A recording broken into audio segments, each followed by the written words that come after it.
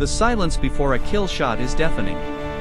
It's the moment when your heartbeat becomes thunder in your ears, when time stretches like molten glass, and when the weight of a single bullet can change the course of history. Marcus "Ghost" Sullivan knew this silence intimately. For 12 years, he had been the CIA's most lethal asset, operating in the shadows of a world where governments denied his existence and enemies never saw him coming. But what happens when the hunter becomes the hunted? When the very agency that created you decides you know too much? When your commanding officer discovers that everything you've told him about your identity is a carefully constructed lie? In the unforgiving mountains of Afghanistan, where loyalty is measured in blood and betrayal cuts deeper than any blade, Ghost is about to learn that some secrets are worth killing for. And some truths are worth dying to protect. This is the story of how one man's deception saved thousands of lives, destroyed his career, and ultimately revealed the darkest corners of America's covert operations. It's a story of brotherhood forged in fire, of missions that never officially happened, and of a soldier who wore so many masks that he forgot his own face. The mountains of Kandahar province hold many secrets. But none as dangerous as the man they called Ghost, and none as explosive as the truth he's been hiding from his own commander for over a decade. The morning mist clung to the Afghan mountains like smoke from a dying fire, obscuring the jagged peaks that had witnessed countless battles throughout history. Marcus Sullivan adjusted his scope for the third time in 10 minutes, his weathered hands moving with the precision of a surgeon despite the bitter cold that made his fingers ache inside his gloves. At 42, he had spent more time looking through rifle scopes than most men spent looking in mirrors, and the weight of his Barrett M82A1 felt more familiar than his own heartbeat. "Ghost, you've got eyes on the target?" The voice crackled through his earpiece, tinged with the static that always plagued communications in these mountains. "Affirmative, Hawk 6. Target is in position, approximately 800 meters northeast of Checkpoint Alpha." Marcus spoke in the clipped, professional tone he had perfected over 12 years of covert operations. His breath formed small clouds in the frigid air as he spoke, each word measured and deliberate. Commander James "Hawk" Morrison sat in the Tactical Operations Center 15 miles away, surrounded by glowing screens and the constant chatter of radio communications. At 38, Morrison was younger than many of the men under his command, but he had earned his position through a combination of tactical brilliance and an unwavering dedication to his soldiers. He trusted Ghost implicitly, as he had for the past 18 months since Ghost had been assigned to his unit. What Morrison didn't know was that everything he believed about his most valuable asset was a carefully orchestrated lie. "Roger that, Ghost. Intelligence confirms the target is Khalil Rahman, high-value Taliban commander responsible for the IED attacks on Route Bravo last month. You are cleared to engage when ready." Marcus felt the familiar calm settle over him as he prepared for the shot. This was the moment when everything else faded away, the cold, the danger, the weight of his deception. In these precious seconds before pulling the trigger, there was only the target, the wind, and the mathematical precision required to end a life from nearly half a mile away. Through his scope, he could see Rahman clearly now. The man was standing on a rocky outcropping, gesturing animatedly to 3 other figures. Marcus could see the AK-47 slung across Rahman's shoulder and the distinctive red headband that intelligence had described. The target was exactly where he was supposed to be, doing exactly what the intelligence reports had predicted. Something nagged at Marcus, a feeling he had learned never to ignore during his years of operations. The setup seemed too perfect, too convenient. Rahman was exposed in a way that experienced fighters rarely allowed themselves to be, especially in an area where they knew American snipers operated. "Ghost, what's your status?" Morrison's voice cut through his thoughts. "Steady on target, Hawk 6. Something doesn't feel right about this setup." "Elaborate." Marcus continued to observe through his scope while he spoke. "Target is too exposed, sir. Experienced Taliban commanders don't typically stand in the open for extended periods, especially not in known sniper territory. Could be a trap." Morrison studied the intelligence reports on his screen. The information had come through official CIA channels, vetted by analysts in Langley and confirmed by local assets. "Ghost, intelligence is solid on this one. Multiple sources confirm target identity and location. You have a clear shot?" Yes, sir. Clear line of sight, no wind interference, target is stationary. Take the shot. Marcus's finger rested on the trigger, applying just enough pressure to feel the mechanism's tension. In his peripheral vision, he noticed movement in a building approximately 200 meters to Ramon's left. Through the scope, he could see the distinctive glint of sunlight reflecting off glass, another sniper scope. The realization hit him like a physical blow. This wasn't an assassination mission, it was an ambush. Ramon wasn't the target, he was the bait. Someone had set up a counter-sniper operation, and Marcus was walking directly into it. "Ghost, I'm waiting for that shot," Morrison's voice carried a note of impatience. Marcus had perhaps 3 seconds to make a decision that would affect not only his own life but, potentially, the lives of dozens of other soldiers. His training kicked in, the result of thousands of hours of preparation for exactly this type of scenario. Instead of taking the prescribed shot at Ramon, he shifted his aim to the building where he had spotted the enemy sniper. The Barrett's report echoed across the mountains like thunder, and, through his scope, Marcus saw the enemy sniper's rifle tumble from the window. A second later, Ramon and his companions scattered, disappearing into the rocky terrain with the practiced ease of men who had been fighting in these mountains for decades. "Ghost, what the hell was that? You missed the target." Morrison's voice was sharp with confusion and anger. "Negative, Hawk 6. There was a counter-sniper in position. I eliminated the immediate threat." "What counter-sniper?" "Intelligence shows no hostile forces in that sector." Marcus was already packing his rifle, moving with the swift efficiency born of years of practice. In sniper operations, the first rule after taking a shot was to relocate immediately. Enemy forces would be converging on his position within minutes, and staying in one place meant certain death. "Sir, I'm moving to secondary position. Request immediate extraction." "Ghost, you need to explain what just happened." "Our intelligence, sir, with respect, your intelligence was wrong. Someone fed us bad information, and we walked into a trap. I'll brief you fully once I'm back at base." As Marcus moved through the rocky terrain with the practiced stealth that had earned him his call sign, his mind raced through the implications of what had just occurred. The intelligence for this mission had come through the same channels he had been monitoring for weeks as part of his real assignment. What Morrison didn't know was that Ghost wasn't just another sniper assigned to his unit. Marcus Sullivan was a deep-cover CIA operative tasked with investigating suspected intelligence leaks within Morrison's command structure. For the past 18 months, Marcus had been living a carefully constructed lie.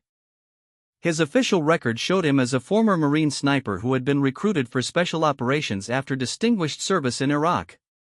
In reality, he had never served in the Marines. He was a CIA operative who had been trained at the Farm, the agency's covert training facility in Virginia, before being inserted into Morrison's unit to identify the source of intelligence breaches that had cost American lives. The irony wasn't lost on him that in order to maintain his cover, he now had to lie to Morrison about what had really happened during the mission. The truth was that Marcus had recognized the setup because he had seen the same pattern in 3 previous operations where intelligence leaks had resulted in American casualties. Someone within Morrison's command structure was selling information to the Taliban, and today's mission had been designed to eliminate the CIA operative who was getting too close to the truth. As he reached his extraction point, Marcus could hear the distinctive sound of helicopter rotors approaching. The extraction team was right on schedule, a testament to Morrison's efficiency and professionalism. It made what Marcus had to do even more difficult, because in the 18 months he had served under Morrison's command, he had developed genuine respect and affection for the man.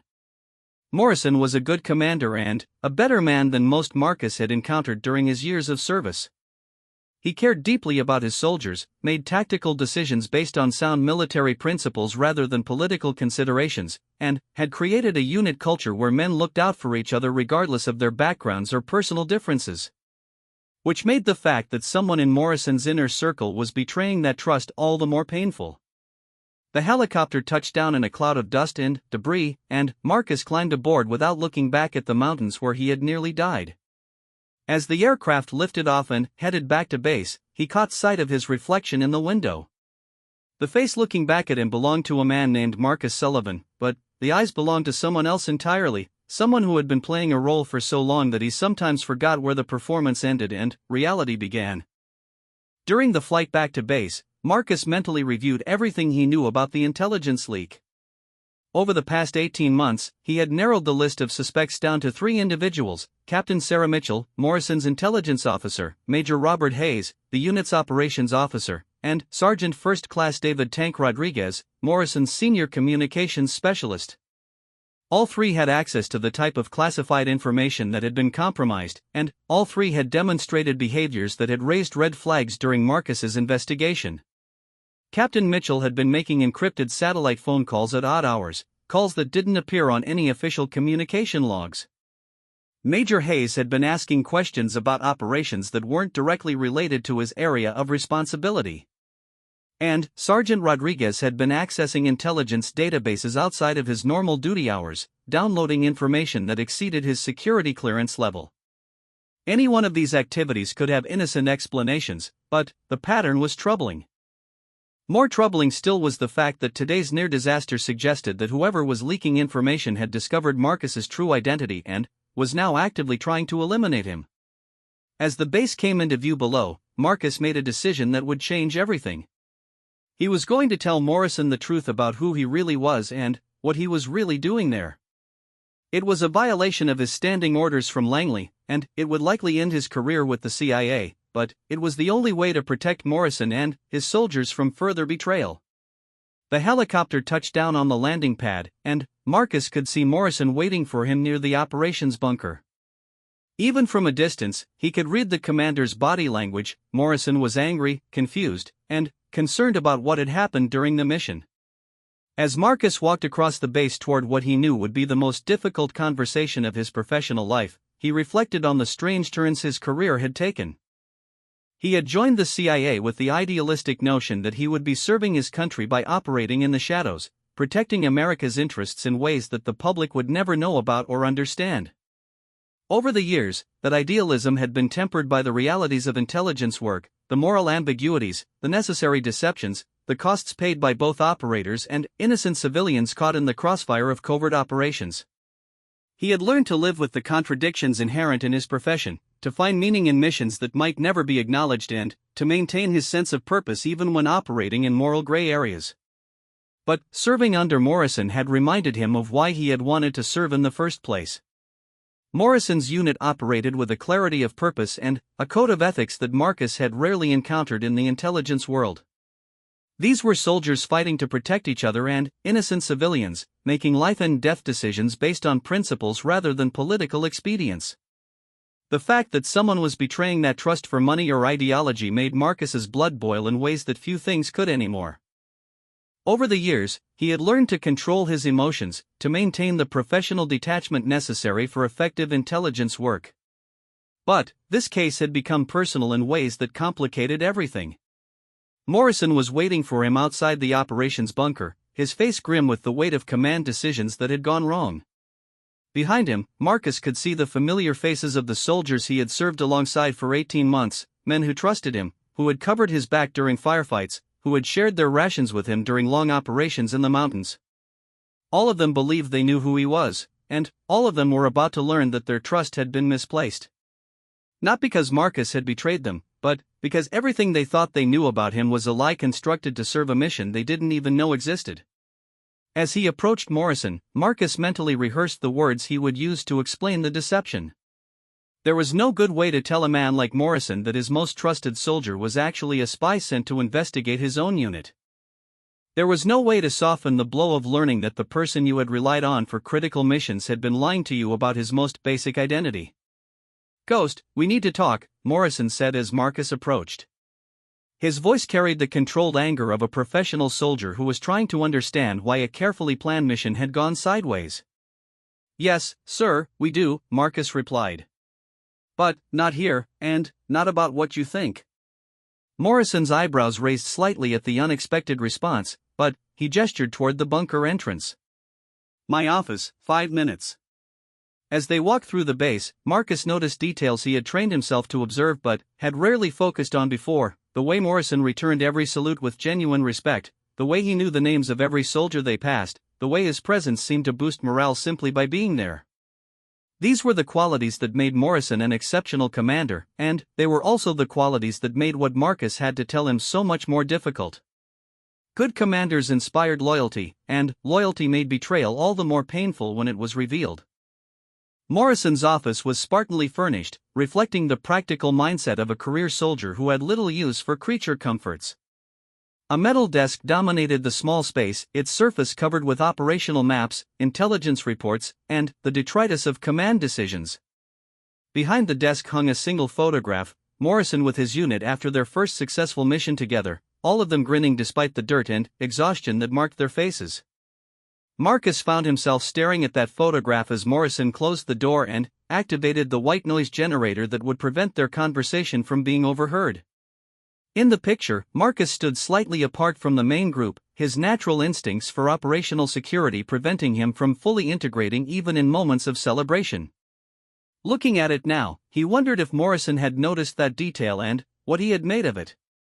"Sit down, Ghost," Morrison said, settling behind his desk with the careful movements of a man who had been carrying the weight of command for too long. "Now, explain to me how a mission with solid intelligence from multiple sources turned into a near disaster." Marcus remained standing, his hands clasped behind his back in a position of attention that felt more appropriate for what he was about to reveal. "Sir, before I answer that question, I need to tell you something that's going to change everything you think you know about me and this unit." Morrison's expression shifted from irritation to concern. In 18 months of serving together, he had never seen Ghost look uncertain about anything. The man was unflappable under pressure, decisive in crisis situations, and absolutely reliable in his communications. The hesitation he was displaying now was completely out of character. "Whatever it is, just say it." Marcus took a deep breath and made the choice that would end his career as a covert operative. "Sir, my name isn't Marcus Sullivan, and I'm not a former Marine sniper. I'm a CIA operative assigned to investigate intelligence leaks within your command structure. I've been operating under deep cover for the past 18 months. The silence that followed was so complete that Marcus could hear the ventilation system cycling in the walls around them. Morrison's face went through a series of expressions: surprise, confusion, anger, and, finally, a cold fury that Marcus had never seen before. "You're telling me that you're a spy? That you've been lying to me and my soldiers for 18 months? "Yes, sir. I was inserted into your unit by Langley after a pattern of intelligence breaches resulted in American casualties. My mission was to identify the source of the leaks and gather evidence for prosecution." Morrison stood up slowly, his hands flat on the desk surface. "And did it occur to you or your handlers at Langley that maybe, just maybe, you could have told me about this investigation instead of treating me like a suspect?" "Sir, standard protocol for this type of investigation requires—" "I don't give a damn about standard protocol." Morrison's voice rose for the first time, his professional composure cracking under the weight of betrayal. "You've been evaluating my soldiers, my friends, my brothers in arms, looking for traitors. You've been sitting in my briefings, participating in my mission planning, earning their trust while spying on them." Marcus felt the full weight of what his deception had cost, not just in professional terms but in human ones. These men had welcomed him into their brotherhood, had trusted him with their lives, had shared with him the bonds that only soldiers in combat could understand. And he had violated the trust in service of a mission they didn't even know existed. "Sir, I understand your anger, do you? Do you really?" Morrison moved around the desk to stand directly in front of Marcus, close enough that Marcus could see the hurt behind the anger in his commander's eyes. "Tank Rodriguez carried you 3 miles on his back when you took shrapnel in Helmand Province. Sarah Mitchell shared her medical supplies with you when you were running low. Rob Hayes covered your extraction when you were pinned down by sniper fire. These people bled for you, and you've been investigating them for treason." Each example hit Marcus like a physical blow because they were all true. The soldiers in Morrison's unit had demonstrated the kind of loyalty and brotherhood that was supposed to be sacred among those who served together. And he had accepted their sacrifice while secretly gathering evidence that could destroy their lives. "Sir, someone in your command structure is selling intelligence to the Taliban. That information has resulted in the deaths of American soldiers. I didn't choose this assignment lightly, and I haven't enjoyed deceiving people I've come to respect and care about. Morrison stepped back, some of his anger replaced by the analytical thinking that had made him an effective commander. What evidence do you have?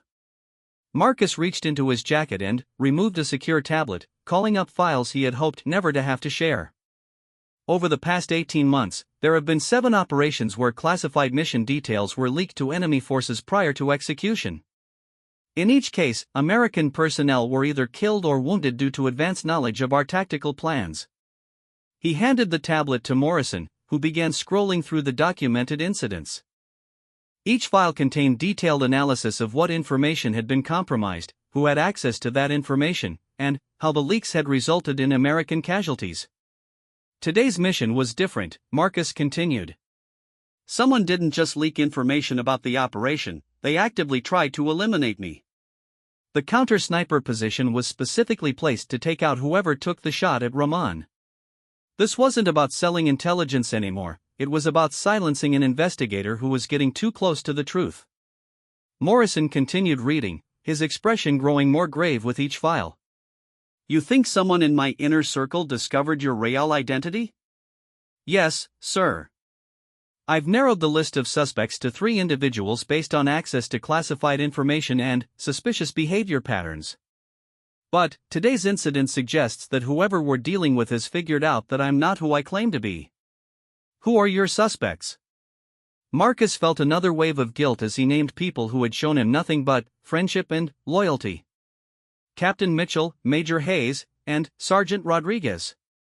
All 3 have exhibited behaviors consistent with intelligence gathering activities, and all 3 had access to the information that was compromised. Morrison set down the tablet and looked directly at Marcus, his expression unreadable.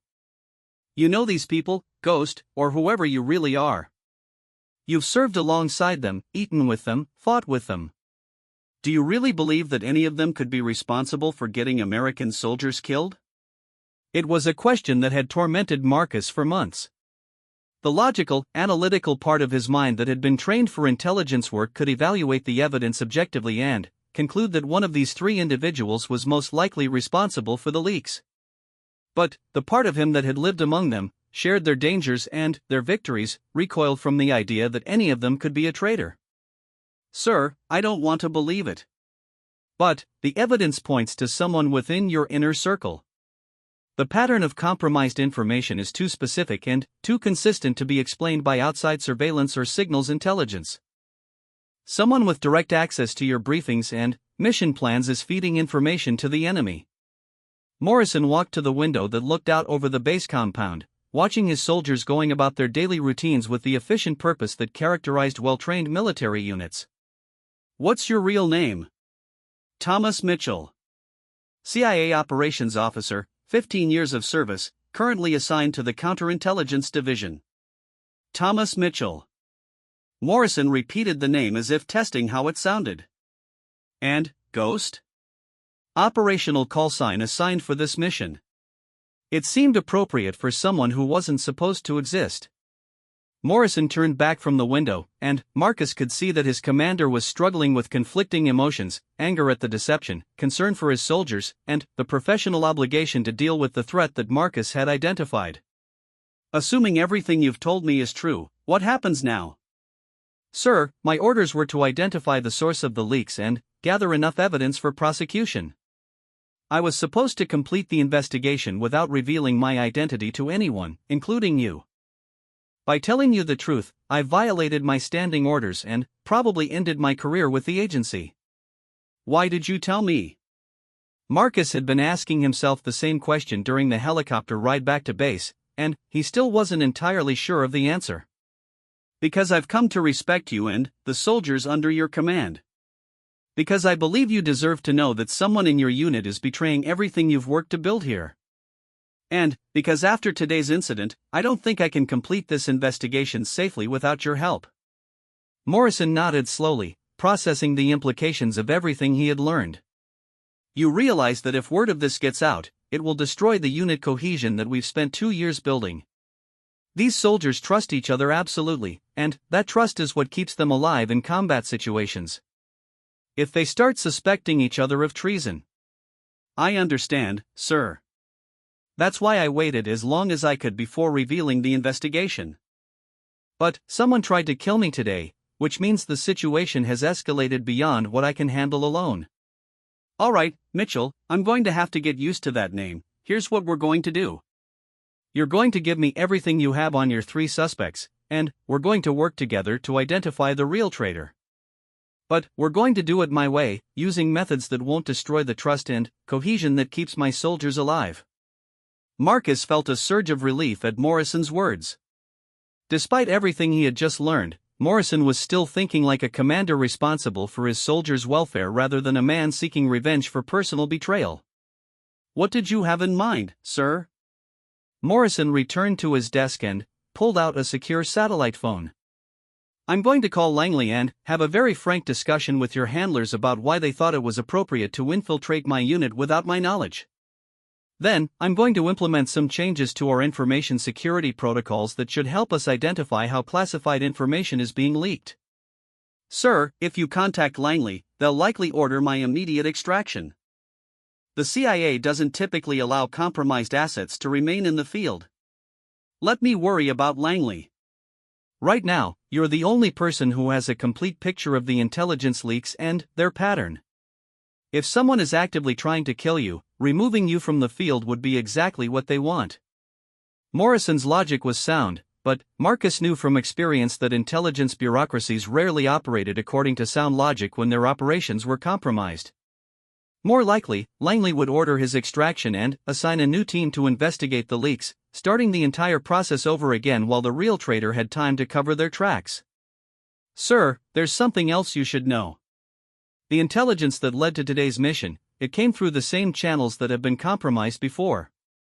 Whoever is leaking information knew that I would be the sniper assigned to that operation. Morrison's expression darkened as the implications became clear. You're saying someone tried to arrange your assassination using official CIA intelligence? Yes, sir. Which means our traitor has contacts within the intelligence community that go beyond just selling information to the Taliban.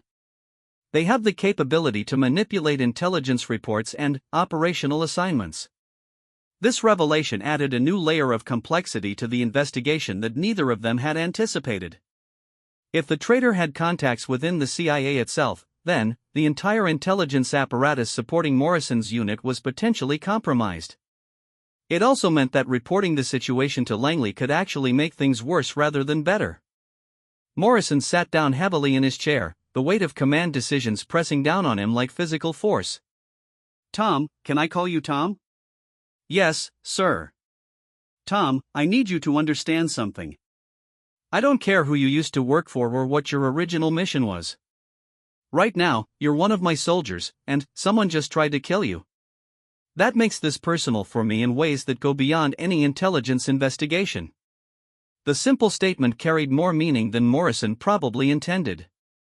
In the military, particularly in special operations units, personal loyalty often transcended official chains of command and institutional obligations. Morrison was telling him that regardless of what happened with the CIA or the investigation, he would protect Marcus as he would any soldier under his command. Thank you, sir. I haven't had a commander I could trust completely in a very long time.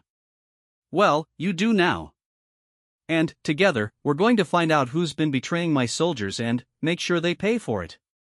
As Morrison reached for the satellite phone to make his call to Langley, Marcus reflected on how dramatically his situation had changed in the span of a single conversation.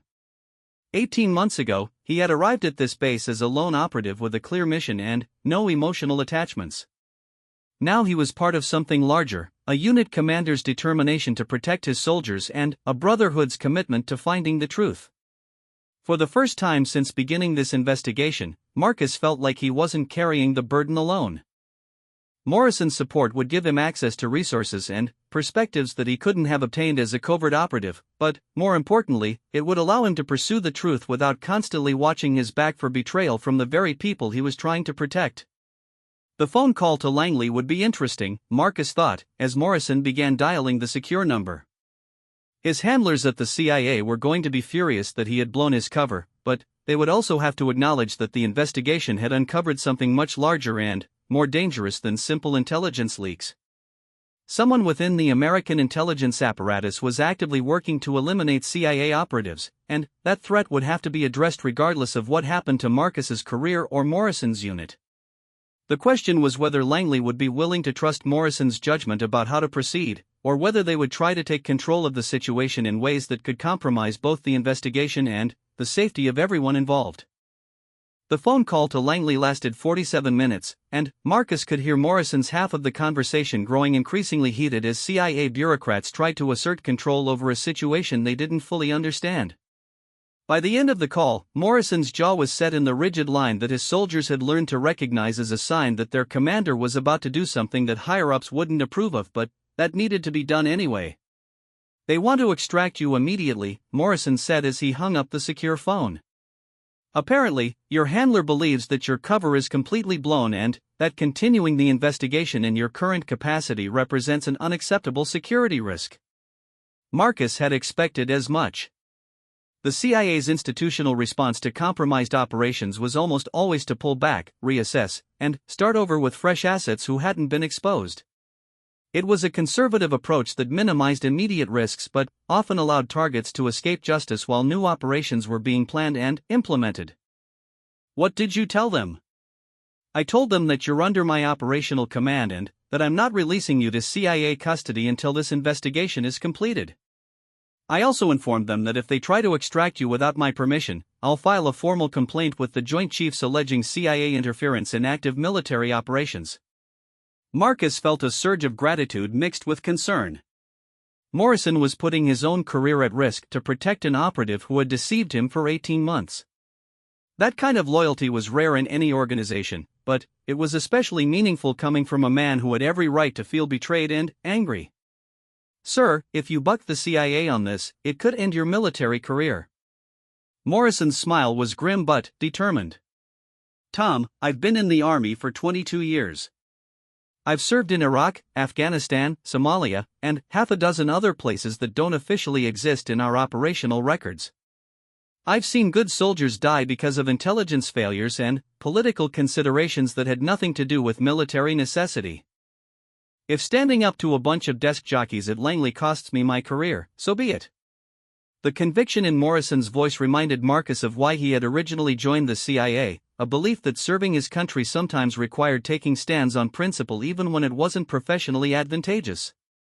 Over the years, that idealism had been eroded by the bureaucratic realities of intelligence work, but serving under Morrison had reminded him of what it felt like to work for someone who still believed in doing the right thing regardless of the personal cost.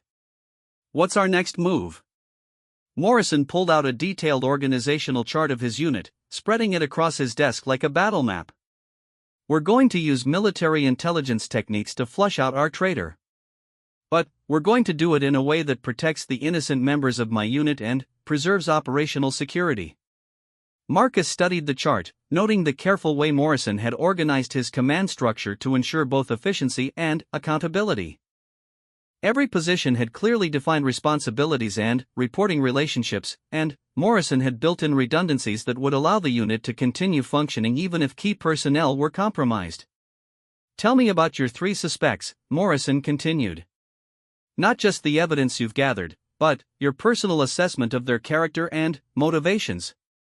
It was a question that Marcus had been dreading because it required him to evaluate people he had come to care about as potential enemies of the country they had all sworn to serve. But Morrison was right, understanding the human element was crucial to identifying which of them might have crossed the line from loyal soldier to traitor. "Captain Mitchell first," Marcus began. "Brilliant intelligence officer, probably the best I've worked with in 15 years of operations. She has an instinctive understanding of how intelligence networks function and an ability to see patterns that most analysts miss. She's also intensely loyal to her soldiers and has never hesitated to challenge orders that she believes put them at unnecessary risk." "That doesn't sound like someone who would sell them out to the Taliban." "No, sir, it doesn't. But she's also been making encrypted communications that don't appear on official logs. She's accessed classified databases outside of normal duty hours, and she's asked questions about operations that aren't directly related to her intelligence responsibilities. Morrison made notes on a separate pad as Marcus spoke. What about her personal situation? Financial problems? Family issues? Ideological concerns? No financial problems that I'm aware of. Her family is solid military background, father was a colonel, brother is currently serving in special forces. No obvious ideological red flags. If anything, she seems more committed to the mission than most. But Marcus hesitated because what he was about to say felt like a betrayal of a friendship that had developed over months of shared dangers and mutual respect. She's been carrying guilt about an intelligence failure that occurred before I arrived. A patrol was ambushed because of bad information, and 3 soldiers were killed. She blames herself for not catching the error in the intelligence assessment. Morrison's expression grew thoughtful. You think the guilt might have made her vulnerable to recruitment? It's possible. Guilt can be a powerful motivator, especially if someone convinced her that she could prevent future casualties by providing information that would allow the Taliban to avoid unnecessary confrontations. It was a scenario that intelligence officers were trained to watch for, the well-intentioned insider who becomes a traitor not for money or ideology but out of a misguided belief that they're actually serving a greater good. Such individuals were often the most dangerous because they retained their operational skills and security awareness even while working against their own organizations. Major Hayes? Morrison prompted. Different profile entirely. Career officer, politically ambitious, sees this deployment as a stepping stone to bigger things. He's competent but not exceptional, and he's often frustrated by what he sees as the lack of strategic vision in our current mission. Meaning? He believes we're fighting the wrong war in the wrong way. He's not anti-military or unpatriotic, but he thinks our current tactics are counterproductive and that we'd achieve better results through negotiation and political solutions rather than military operations. Morrison nodded, recognizing the type. I've known officers like that.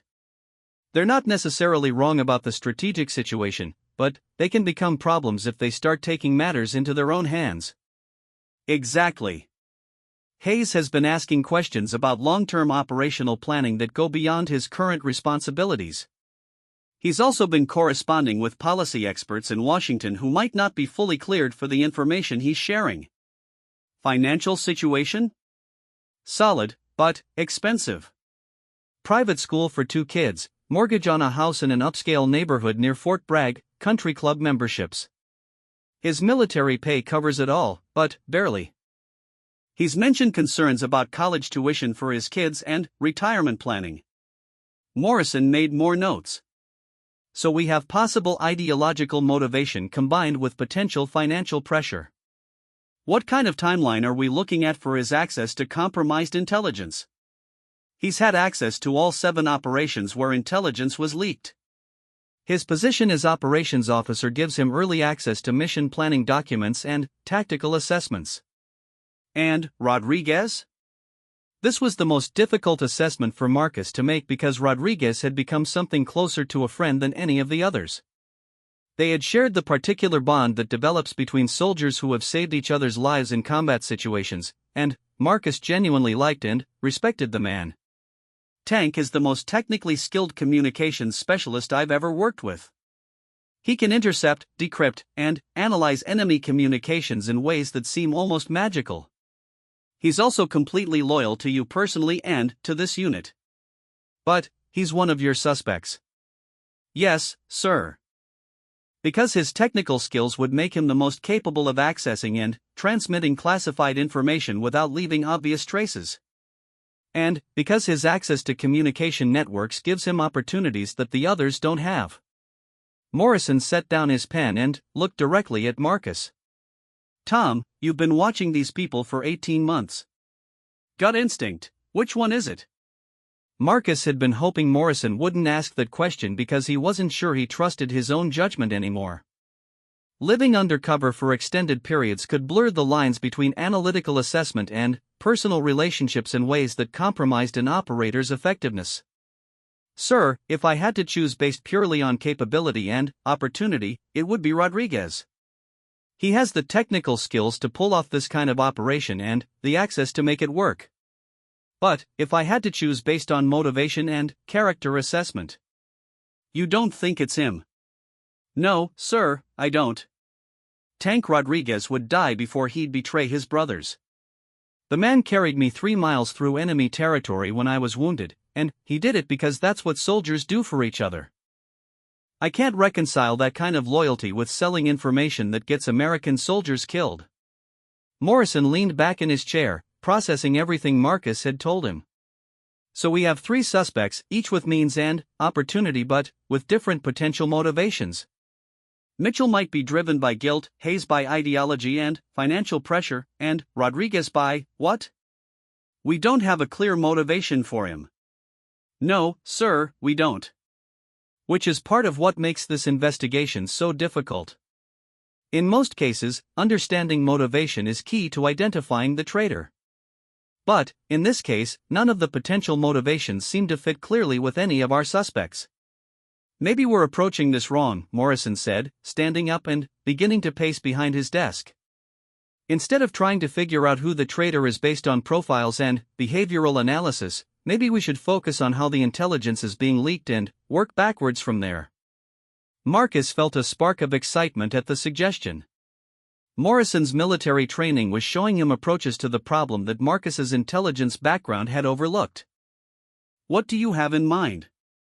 We're going to run a controlled operation. We're going to plant different pieces of false intelligence with each of our 3 suspects and see which version gets leaked to the Taliban.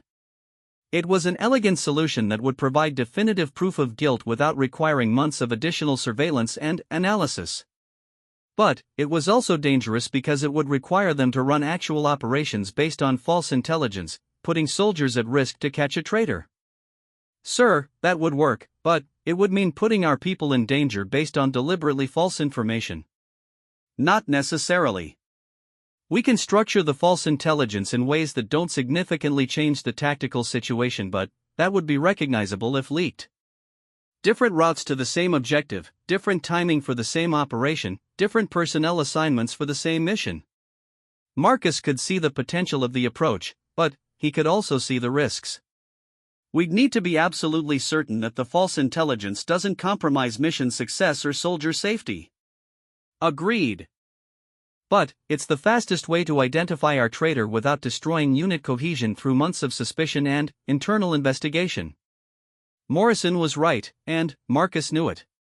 Traditional counterintelligence investigations could take years to complete, and, in the meantime, more soldiers could die because of continued intelligence leaks.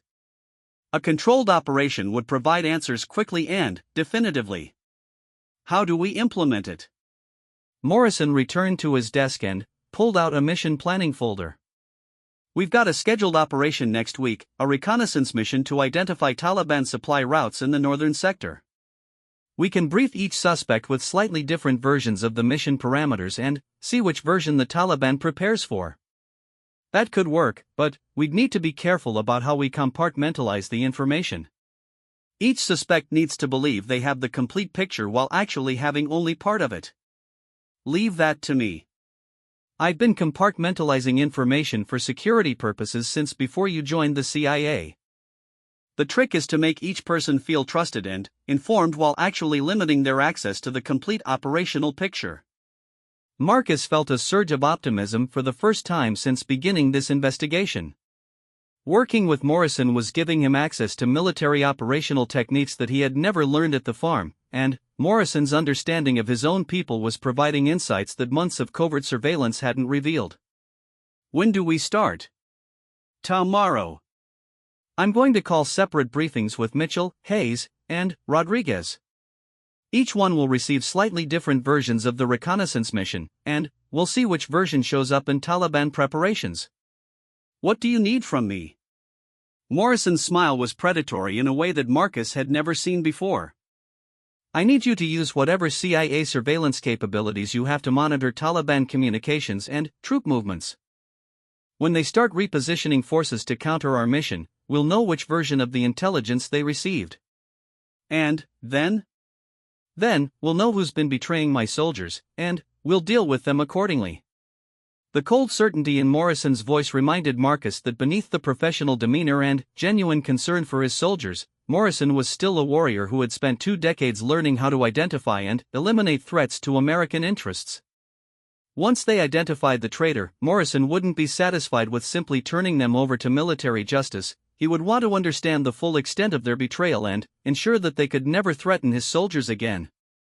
As Morrison began outlining the specific details of their operation, Marcus realized that his investigation had evolved into something much more complex than a simple counterintelligence case. It had become a test of loyalty, trust, and the bonds that held military units together in the face of mortal danger. Over the next few days, they would discover not just the identity of the traitor but also the extent to which personal relationships could survive the revelation of betrayal. They would learn whether the unit's cohesion was strong enough to withstand the knowledge that one of their own had been working against them, and they would find out if justice could be achieved without destroying the very thing they were trying to protect. Marcus looked at Morrison's determined face and felt a mixture of anticipation and dread about what they would discover. After 18 months of investigation, they were finally going to get answers. But, as any experienced intelligence officer knew, sometimes getting the answers you're looking for turns out to be more dangerous than living with the questions. The next morning dawned gray and cold, with the kind of mountain mist that made visibility treacherous and reminded everyone that Afghanistan was a country where nature itself could be as deadly as any enemy. Marcus sat in the communications bunker, surrounded by the electronic equipment that would allow him to monitor Taliban radio transmissions and troop movements as Morrison's carefully planned deception unfolded. At exactly 0800 hours, Morrison began the first of his 3 briefings. Captain Sarah Mitchell entered the operations room with the crisp efficiency that characterized everything she did, carrying her intelligence files in a leather portfolio that had seen action in 3 different combat zones. Marcus watched through the surveillance feed as Morrison spread mission maps across the briefing table and began explaining what appeared to be a routine reconnaissance operation. Sarah, I need your assessment of Taliban activity in grid square 247 to 338, Morrison said, pointing to an area in the northern sector that had seen increased enemy movement in recent weeks. Intelligence suggests they've established new supply routes through that area, and we need to confirm locations and timing. Mitchell studied the maps with the analytical intensity that had made her such an effective intelligence officer. Sir, based on our current intelligence, I'd recommend a 3-day observation mission with insertion via helicopter at Landing Zone Alpha. The terrain provides good cover for a small reconnaissance team, and we should be able to establish overwatch positions that cover the main transit routes. Agreed. I'm assigning a 4-man team with you as intelligence support. Insertion at 0400 on Thursday, extraction on Saturday evening. Morrison marked the locations on Mitchell's copy of the map, deliberately providing her with specific details that differed slightly from what he would tell the other 2 suspects. Marcus made notes as he listened to the briefing through his headset. Morrison was telling Mitchell that the insertion would be at Landing Zone Alpha, with primary observation from Hill 423 and secondary positions on Ridgeline Bravo. If this information was leaked to the Taliban, they would position their forces accordingly. At 0830, Mitchell left the briefing room and was replaced by Major Robert Hayes. Hayes carried himself with the bearing of an officer who was constantly aware of his position in the chain of command and how his current assignment would affect his future career prospects. Marcus had observed that Hayes treated every briefing as an opportunity to demonstrate his strategic thinking abilities, often asking questions that went beyond the immediate operational requirements. Rob, I need you to coordinate logistics for a reconnaissance mission in the northern sector, Morrison began, using the same maps but pointing to slightly different locations. We've got intelligence indicating Taliban supply operations in grid square 247 to 339, and I want to confirm their routes and scheduling. Hayes leaned forward, studying the map with the careful attention of an officer who understood that successful operations depended on meticulous planning. Sir, what's our insertion method? The terrain in that area is challenging, and we'll need to consider weather factors and enemy air defense capabilities.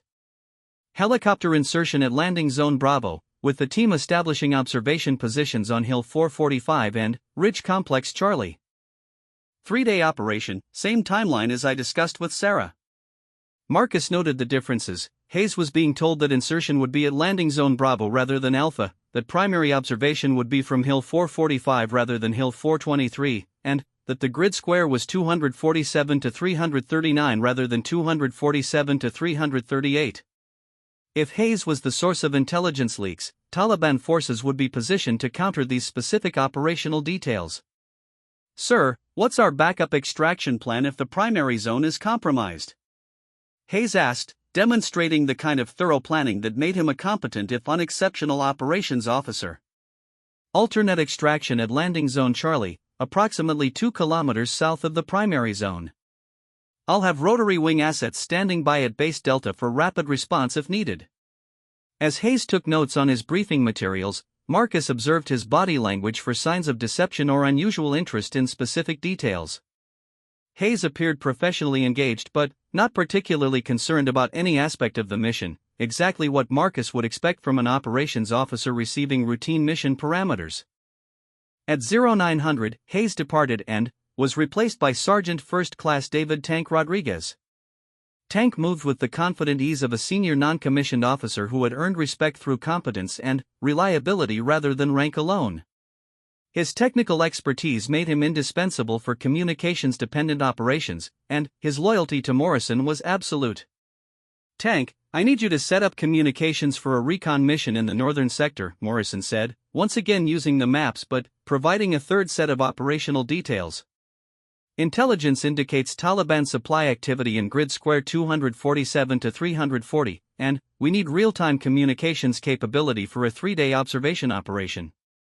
Rodriguez examined the communications requirements with the methodical approach that had made him the best signals specialist Morrison had ever worked with. Sir, what's our primary insertion point? I'll need to pre-position relay equipment to ensure continuous contact with base. Landing Zone Charlie, with observation posts on Hill 467 and Ridge Complex Alpha. The team will need secure communications capability throughout the operation, with backup frequencies in case primary channels are compromised. This was the third version of the mission parameters: insertion at Landing Zone Charlie, observation from Hill 467, and grid square 247 to 340.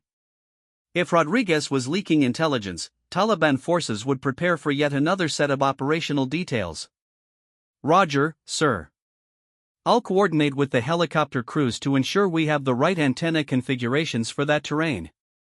Do you want me to establish automated relay stations or maintain manual communications monitoring?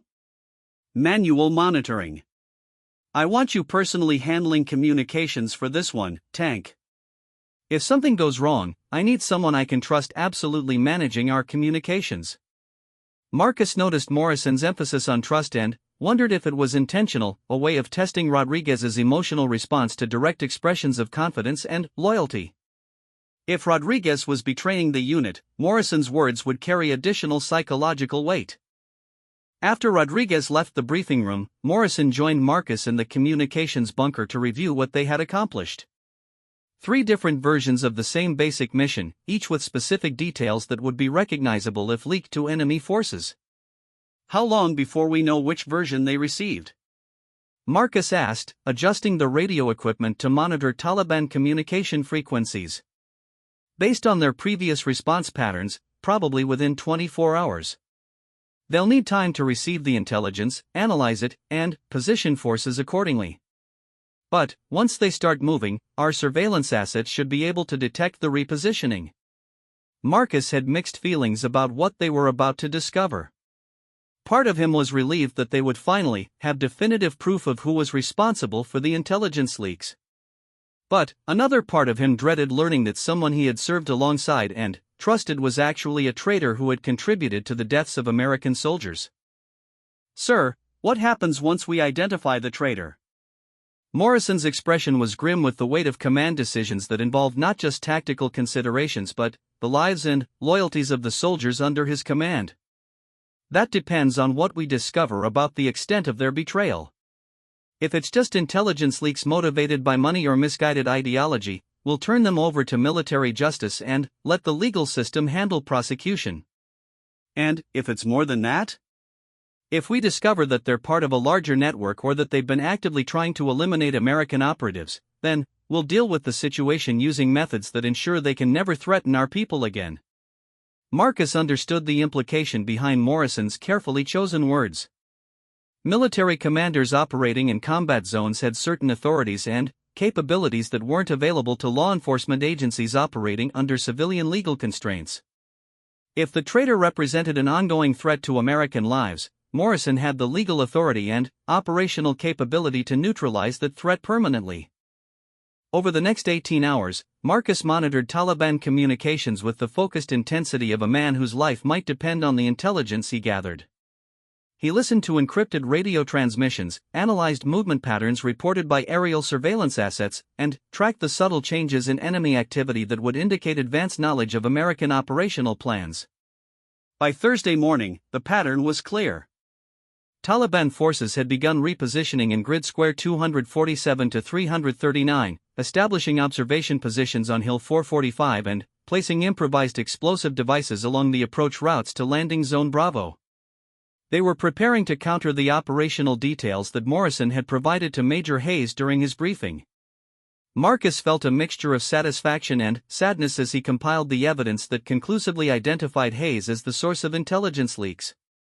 Satisfaction because after 18 months of investigation, they finally had proof of who was responsible. Sadness because Hayes was someone he had worked with, shared meals with, and trusted during combat operations. "It's Hayes," Marcus told Morrison as he presented the surveillance evidence that showed Taliban preparations corresponding exactly to the information Hayes had received during his briefing. Morrison studied the intelligence reports with the careful attention he gave to all information that affected the safety of his soldiers. "Are you certain?" "Yes, sir. Taliban forces are positioning exactly as they would need to counter the operational parameters you provided to Hayes. They're not preparing for the scenarios you gave to Mitchell or Rodriguez." Morrison set down the reports and looked directly at Marcus.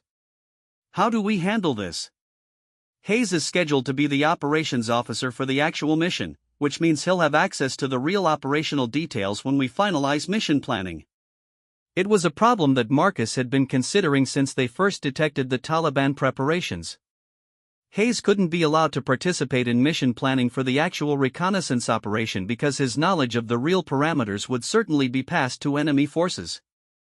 But removing him from mission planning without explanation would alert him to the fact that his treachery had been discovered. "Sir, I recommend we proceed with the original mission but modify the operational details in ways that account for Taliban preparations. If they're expecting us at Landing Zone Bravo, we insert at Alpha. If they're watching Hill 445, we establish observation from a different position." That could work, but it doesn't solve the larger problem. Hayes will continue to have access to classified information, and he'll continue to leak that information to enemy forces. We need a permanent solution. Marcus had been dreading this moment because he knew that permanent solution in Morrison's vocabulary might mean something more final than military prosecution. Hayes had betrayed his oath, his country, and his fellow soldiers, but he was still an American officer who deserved due process under military law. "Sir, I recommend we gather additional evidence about the extent of Hayes's involvement and, then, turn him over to military intelligence for interrogation and prosecution. We need to understand whether he's acting alone or as part of a larger network." Morrison nodded, but Marcus could see that his commander was thinking about considerations that went beyond simple law enforcement. "Tom, Hayes has been involved in operational planning for dozens of missions over the past year. If he's been leaking information consistently, he's partially responsible for every American casualty we've suffered during that period." The weight of that realization settled over both of them like a physical presence. They weren't just dealing with abstract betrayal or bureaucratic security breaches. They were dealing with someone who had directly contributed to the deaths of soldiers they both knew and cared about. "I know, sir. But we still need to follow proper procedures for dealing with suspected traitors. Military law exists for a reason, even in combat situations." "You're right, of course. But I need to know the full extent of his betrayal before I decide how to proceed." Morrison's tone suggested that he was considering options that might not involve military courts or legal proceedings. Marcus understood the impulse. In combat situations, threats to American lives were often dealt with using methods that prioritized effectiveness over legal niceties. What do you have in mind? We're going to confront Hayes directly and see what he tells us. If he's willing to cooperate fully and provide information about any contacts or networks he's been working with, we'll handle this through official channels. If he's not. Morrison left the sentence unfinished, but Marcus understood the implication. Hayes would be given one opportunity to come clean and cooperate with the investigation. If he refused or if his betrayal was more extensive than simple intelligence leaks, Morrison would consider alternative methods of ensuring that Hayes could never threaten his soldiers again. When do we confront him? Tonight, after normal duty hours when the base is secure and we can have a private conversation without risk of interruption. Marcus spent the rest of the day reviewing everything they knew about Hayes and preparing for what would likely be the most important interrogation of his career.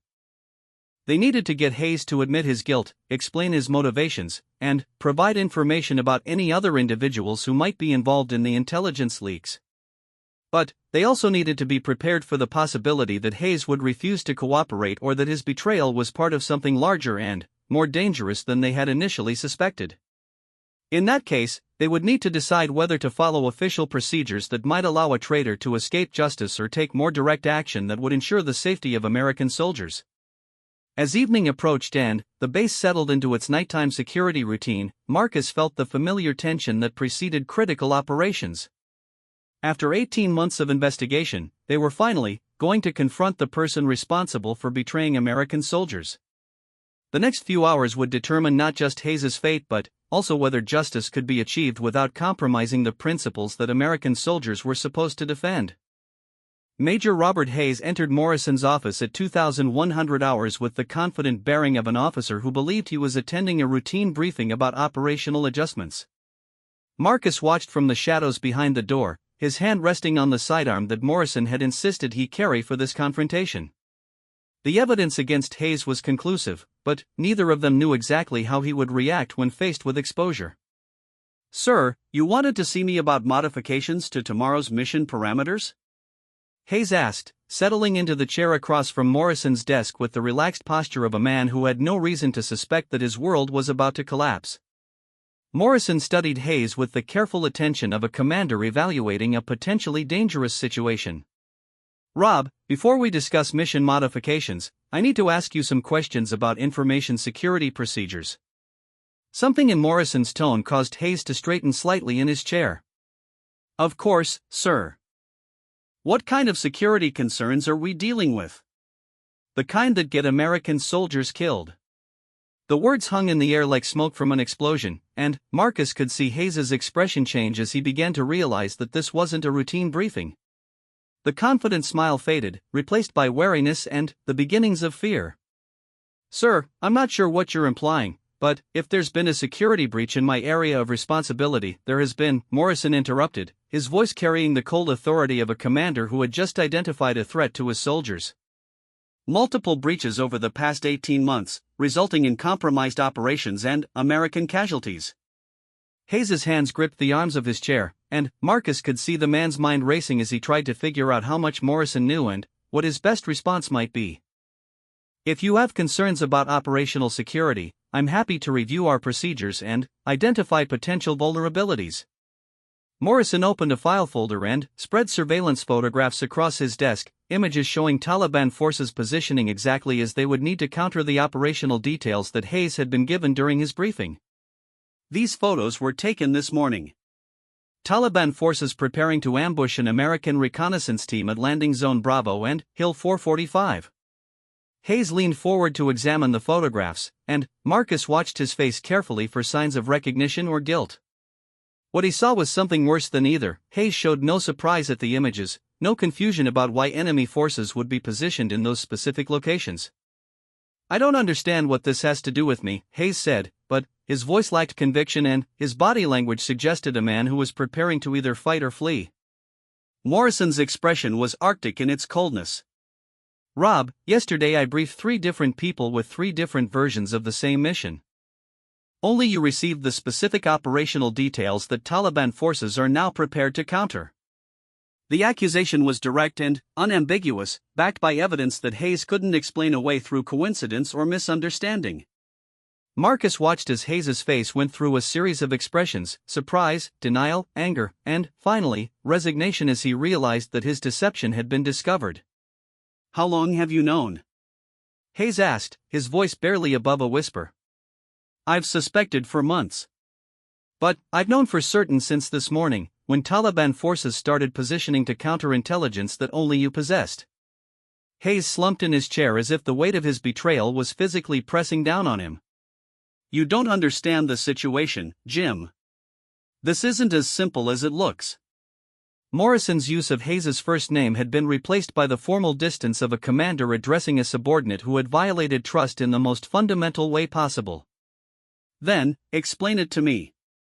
"Help me understand how a United States Army officer justifies providing intelligence to enemy forces that results in American casualties."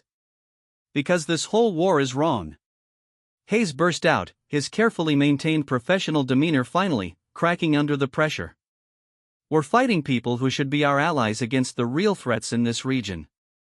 "The Taliban isn't our enemy, they're fighting the same extremist groups that threaten American interests."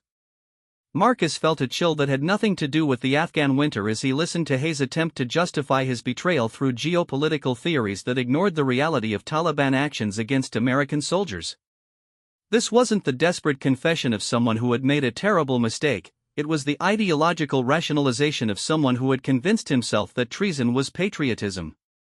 "Rob, Taliban forces have killed 17 American soldiers in this sector over the past year," Morrison said, his voice tight with controlled anger. "They've used improvised explosive devices, sniper attacks, and ambushes to target our personnel." "How do you justify calling them potential allies?" Hayes sat up straighter, and Marcus could see that he was shifting into a defensive mode where he would attempt to argue his position rather than accept responsibility for his actions.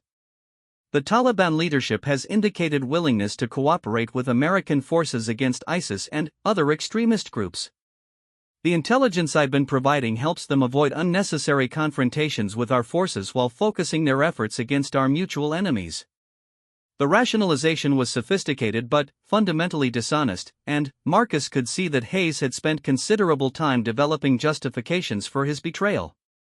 The claim that he was facilitating cooperation rather than endangering American lives required ignoring the reality that Taliban forces had used his intelligence to launch attacks against Morrison's soldiers. Morrison's self-control was impressive, but Marcus could see the anger building behind his professional facade. "Rob, 3 weeks ago, Taliban forces used advanced knowledge of our patrol routes to detonate an IED that killed Sergeant Johnson and wounded 2 other soldiers." "How do you explain that as cooperation?" For the first time since the confrontation began, Hayes showed genuine emotion, not guilt or remorse, but frustration that Morrison wasn't accepting his explanation. "Jim, you're not seeing the bigger picture here. Individual incidents have to be evaluated in the context of broader strategic objectives." Marcus realized that Hayes wasn't going to confess or show remorse because he genuinely believed that his actions were justified. This wasn't a case of an officer who had been corrupted by money or ideology, this was someone who had convinced himself that he was serving American interests by betraying American soldiers. Morrison stood up slowly, his hands flat on the desk surface as he leaned forward to look directly into Hayes' eyes. "Rob, I need you to understand something very clearly. You have been providing classified information to enemy forces. That information has been used to kill American soldiers. There is no strategic justification, no geopolitical theory, and no ideological framework that makes those actions acceptable." "You're wrong," Hayes replied, his voice carrying the conviction of someone who had retreated so far into his own justifications that reality no longer penetrated his thinking. "History will vindicate the choices I've made. Someday you'll understand that I was trying to save American lives by ending this conflict through cooperation rather than continued warfare." Marcus stepped out of the shadows, his movement causing Hayes to turn in surprise. Until that moment, Hayes hadn't realized that anyone else was present for the confrontation.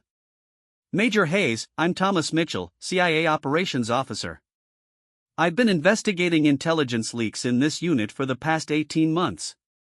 Hayes' eyes widened as he realized that his exposure was more complete than he had initially understood. You're CIA? I thought you were Marine Corps. Deep cover assignment. I've been documenting every instance of compromised intelligence and tracing the leaks back to their source. Hayes looked back and forth between Morrison and Marcus could see him calculating the implications of what he had just learned. How much do you know? Marcus pulled out a file folder containing surveillance reports, communication intercepts, and photographic evidence documenting Hayes's activities over the past 18 months. Everything. Your contacts with Taliban intermediaries, your access to classified information, your pattern of communication timing that corresponds with enemy operational changes. For the first time since the confrontation began, Hayes showed genuine fear as he realized that his activities had been under surveillance far longer and more comprehensively than he had imagined. What happens now? Morrison resumed his seat and looked at Hayes with the expression of a commander making a decision that would affect not just one man's fate but the safety of all the soldiers under his command. That depends on your cooperation. We need to know everything about your contacts, your methods, and anyone else who might be involved in these intelligence leaks. Hayes was quiet for several minutes, clearly weighing his options and trying to decide whether cooperation might mitigate his situation or simply provide more evidence for his prosecution. If I cooperate fully, what assurances can you give me about how this will be handled? Marcus and Morrison exchanged glances, both understanding that this was the critical moment where Hayes would either provide information that could prevent future betrayals or refuse to cooperate in ways that would limit their options for resolving the situation. Rob, if you provide complete and honest information about your activities and contacts, we'll process this through official military justice channels, Morrison said. You'll face court-martial and prison time, but you'll be alive to serve that sentence. The implication was clear: cooperation offered the possibility of survival, while continued resistance might result in more permanent solutions to the problem Hayes represented. Hayes nodded slowly, the reality of his situation finally penetrating the ideological fog that had allowed him to justify 18 months of betrayal. What do you want to know? Over the next 4 hours, Marcus and Morrison conducted the most thorough debriefing of his career. Hayes provided detailed information about his contacts within Taliban leadership, his methods for communicating classified information, and his motivations for believing that cooperation with enemy forces served American interests. What emerged was a picture of a man who had gradually convinced himself that standard military operations were counterproductive and that he could serve American interests better by working covertly with Taliban leaders to avoid unnecessary conflicts. His betrayal hadn't begun as treachery but as a misguided attempt to reduce American casualties through unauthorized negotiation. The tragedy was that Hayes's good intentions had been manipulated by Taliban intelligence operatives who had fed him carefully crafted information designed to make him believe that cooperation was possible while they used his intelligence to launch attacks against American forces. Rob, did it never occur to you that Taliban leaders might be lying to you about their intentions? Morrison asked as the debriefing continued. Hayes's response revealed the depth of his self-deception. I believe that even if some Taliban factions continued to attack American forces, providing intelligence that helped them avoid confrontations would reduce overall casualties while creating opportunities for eventual cooperation.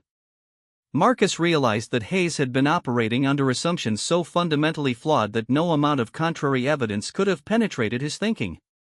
He had wanted to believe that cooperation was possible, and that desire had made him vulnerable to manipulation by enemy intelligence services. By dawn, they had extracted everything useful from Hayes and documented evidence that would support court-martial proceedings. Hayes had provided names, dates, communication methods, and details about Taliban intelligence operations that would be valuable for protecting other American units operating in the region. Morrison made the decision that Hayes would be immediately transferred to military custody pending court-martial proceedings. The information he had provided would be used to improve intelligence security procedures and to warn other commanders about similar penetration attempts. As military police took Hayes into custody, Marcus reflected on how the investigation had changed his understanding of betrayal and loyalty. Hayes wasn't a villain motivated by greed or ideology. He was a good man who had made terrible decisions based on flawed assumptions about the nature of the conflict he was involved in. The real tragedy wasn't just that Hayes had betrayed his oath and his fellow soldiers, but that his desire to serve American interests had been turned against the very people he had wanted to protect. Enemy intelligence services had identified his idealistic motivations and manipulated them to achieve their own objectives. Morrison's handling of the situation had demonstrated the kind of leadership that Marcus had rarely encountered during his years with the CIA. Despite his personal feelings of betrayal and anger, Morrison had prioritized gathering information that would protect other soldiers over seeking immediate revenge against Hayes. 2 weeks later, as Marcus prepared to return to Langley for reassignment, he reflected on what he had learned during 18 months of living among soldiers who embodied the best values of military service. Morrison's unit had demonstrated loyalty, courage, and sacrifice in ways that reminded Marcus of why such service mattered. The investigation had cost him his cover identity and, probably his career with the CIA, but it had also restored his faith in the possibility of serving something larger than himself. Working alongside Morrison and his soldiers had shown Marcus that despite the moral ambiguities inherent in intelligence work, there were still people and principles worth protecting.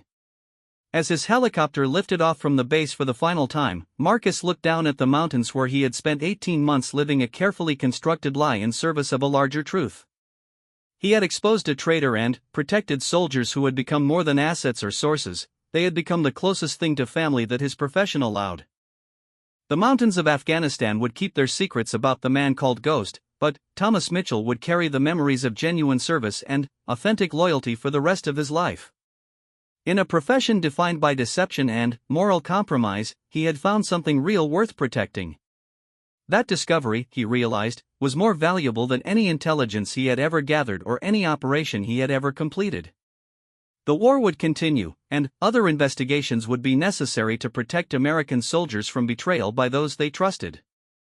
But Marcus had learned that even in the shadowlands of intelligence work, it was possible to find meaning, purpose, and brotherhood among those who served with honor. As the helicopter disappeared into the morning mist, the base below returned to its routine of preparing for missions that would never be officially acknowledged but that would make the difference between life and death for soldiers serving in one of the world's most dangerous places. And, in Morrison's office, a new intelligence officer was being briefed about the security procedures that had been implemented to prevent future betrayals by those who confused good intentions with good judgment.